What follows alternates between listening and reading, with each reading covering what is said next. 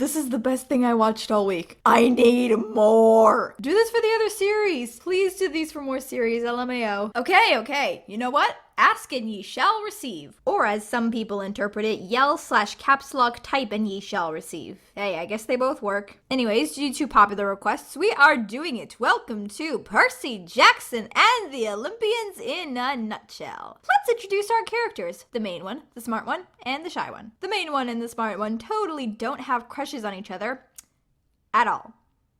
Nope. What relevant things need to be established here? According to fan artists, just the fact that Percy drools in his sleep. I hate the gods. I hate the gods. I hate the gods. Is there something you're not telling us? Nope. Okay, so you gotta go on this life-threatening mission. I know you're like 12, but I can't help you, even though I'm immortal. Your job. It's quest time. Guess what our heroes encounter on their super mega important journey. If you said crazy chihuahua, grandma style snake lady, pink poodle, deadly horrifying waterbed shop, and annoying old uncle who won't stop complaining about his job that he hates, you were right. And of course, the $1,000,000 question for when our heroes arrive in the Underworld. How did you die? And the best that these wonderful and intelligent children, one of whom has been training nonstop for 5 years and is the daughter of the wisdom goddess, can come up with is, we drowned in a really big bathtub. This is also a valid time to point out Percy's dumbass attitude when it comes to confronting Hades. Percy knows perfectly well that the big three gods do not like each other. That's the driving plot device behind the entire book. It's why Zeus thinks Percy stole the bolt, and why Percy, Annabeth, and Grover think Hades stole the bolt. And yet, when standing before this god who is not fond of Poseidon's offspring, Percy finds it most intelligent to refer to him as Lord once, and Uncle like 50 times. Give us the bolt. I don't have the bolt. Give it! You give it! You! Oh wait, you're right. Boss fight time! Percy wins. Then he meets his father. This should be interesting. I'm sorry you were ever born. Okay, back at camp! Yay! Happy endings! Why do we even need this last chapter?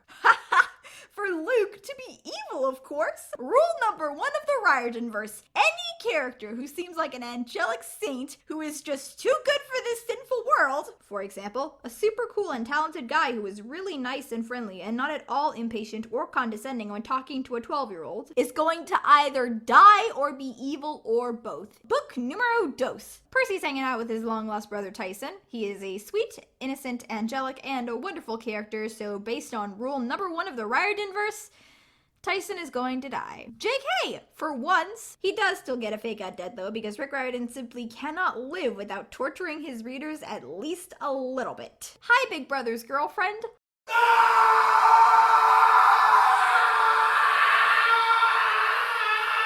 Annabeth, please be nice to him. For me? Nope. Okay, so we've reintroduced 2 of our main characters from book 1. Where's Grover at? He's in a wedding dress, preparing for a wedding with a giant Cyclops who can't count to 10. Why is there no fucking fan art of this? Thalia's tree is poisoned? Oh, that ain't good. I wonder who did it. Surely it wouldn't be someone with such a deep emotional connection to her. Really? Well, I'm sure he had some sort of logic behind it. She'll thank me one day. That's it? Want to know what Percy did today? He got turned into a guinea pig. That's the only relevant thing. Oh, also Clarice is there being a badass and yelling at Percy per usual. Felice time! Oh, hey kid who seemingly just popped out of the tree and has eyes comparable to lightning and who everyone seems afraid of.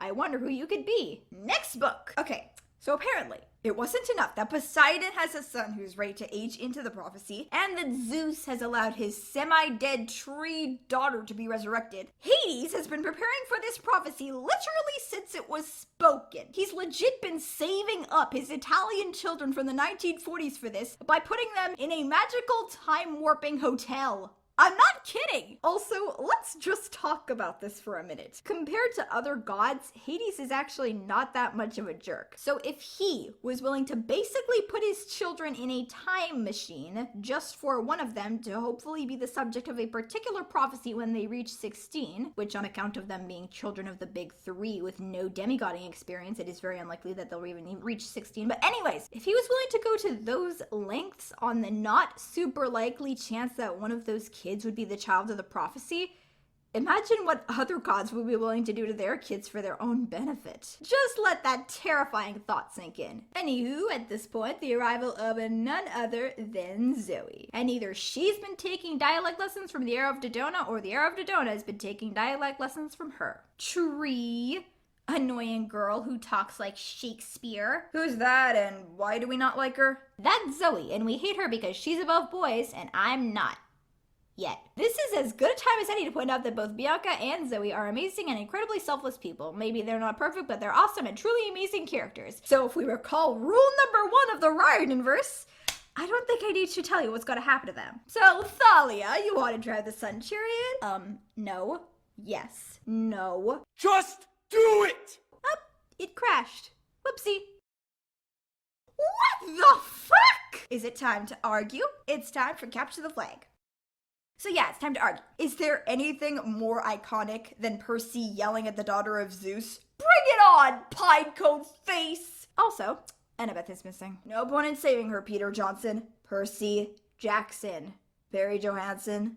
Percy Jackson. Pierre Jamaica. I give up! And thus, after a minor hiccup involving sweet revenge from the Stoll brothers, our fearsome group of 5 is formed. I'm punk, I'm awkward, I hate boys, I am mainly known for having a little brother, and take your pick. What's on today's agenda? Giant pigs, coffee, skeletons, crazy pilots, deadly mountains, godly junkyards, and beauty/Annabeth. Let us find the damn snack bar. Damn. Why does you has a sword? I doesn't has a sword. Yes, you does. LOL, bye. I'm incognito. Call me Fred. Can you tell us what the prophecy means? Well, you have no idea what the prophecy means, do you? Adios! Should we kill these guys? I am very uncomfortable with the energy that we've created in the studio today. Annabeth, I'm totally in love with you, so can you not join the Hunters and swear off boys forever? Percy, I was never going to. Oh, but you love me? April Fools! It's December. And finally, here are the attitudes of the big 3 children as the book comes to a close. Adios! I don't want the prophecy, but I can't let anyone else have that burden. I'm going to actively avoid the prophecy by joining the Hunters and never turning 16. You boys on your own. Bye. Book 4 is now in existence. It's time for shit to happen because I say so. Whoa, Annabeth is really beautiful. I mean, what? I don't love her. What are you talking about? Percy, my man. We all know you love her. I don't. Sorry, my mistake. Everyone but you knows you love her. That's not true. Who here thinks I love Annabeth? Me. We hope you don't. I mean, what? Nico gives off Halloween vibes for the entire book. Rachel is just there to give Annabeth someone to hate, and of course to ruin Percabeth's hopes and dreams. While Percy is completely oblivious. Well, there is this one part when Gurion breaks his deal with Percy. But you promised! If you wanted a better deal, you should have made me swear on the river Styx. Nico hears Gurion say this and has suffered a great deal due to a broken promise, and yet he somehow still doesn't think to make his dad swear on the Styx when he asks for answers about his mom in the next book. Annabeth kisses Percy, and I like to imagine that Athena's reaction when she found out was a little something like this.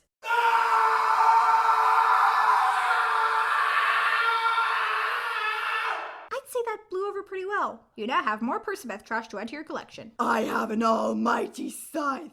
Fear me. I'm armed with a plastic hairbrush. You ready for this, bitch? Hey, is it time for the epic battle fight scene when somebody important dies and some big bad prophecy comes true? Yep, it happens. The end. Final chapter. Okay, final book. Okay, final book told from Percy's point of view. Just go with it. Just casually chilling on the beach with my friend. Oh my god!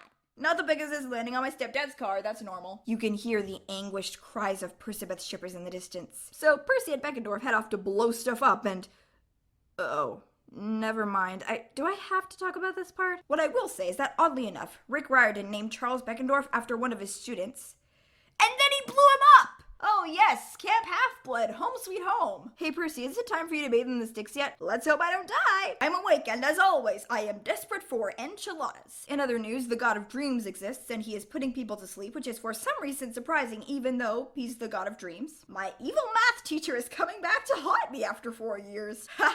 I totally tricked you into being imprisoned, Percy, and yet somehow, for plot convenience, I am just as much of a victim in this situation as you. It's time for battle. Can I come? Nope.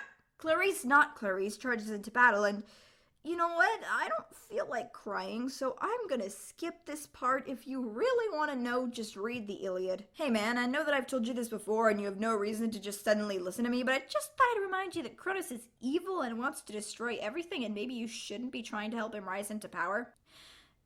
That's a good point, actually. Thanks to plot convenience revealing Luke's shitty childhood, he has suddenly become a good and wonderful person, and you know what that means. Rule number 1 of the Riordan-verse strikes again. And now, for years to come, this fandom can continue to celebrate Percy's birthday as though it is the anniversary of all that is good and holy in this world, casually ignoring the fact that Percy himself probably won't ever be able to celebrate it fully, it being the day that so many friends of his passed away. The most relevant thing to know about this book? 'Tis an enormous ocean of romance. You now have endless Percabeth trash to add to your collection.